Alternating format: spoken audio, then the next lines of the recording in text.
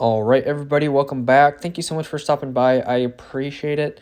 So, continuing with yesterday's normally scheduled programming, went ahead and was working on the fire alarm in the EMS entry all day today, working on the ceiling mounted smoke detectors, mounting the bases, and then this had a couple of these on the wall, chime strobes right there, and then also had one strobe, just a flashing normal strobe on the ceiling, which you'll see here in a minute.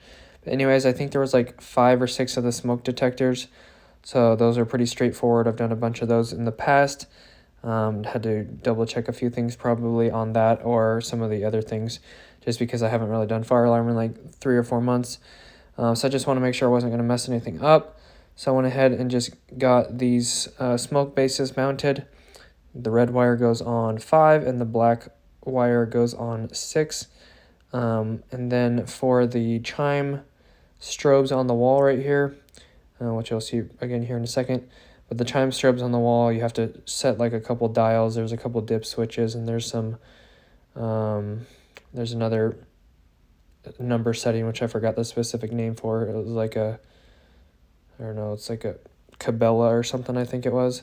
So there's like a Cabela setting. I really don't think that's the right word, but there's a setting on the bottom, and those had to be set to 30, and the strobe on the ceiling had to be set to 15. Also put an end of the line resistor in the last chime strobe, which was on the other side of the wall. That one was the last one in the line, which got EOL. And then here is the strobe on the ceiling, the red one. That one had another Cabela setting, which was 15, like I said.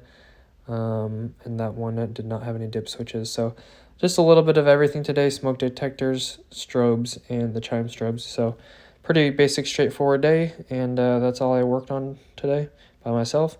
Anyways, thanks for watching. I appreciate it. That's going to do it. God bless. Have an awesome rest of your day, and I will see you in the next one.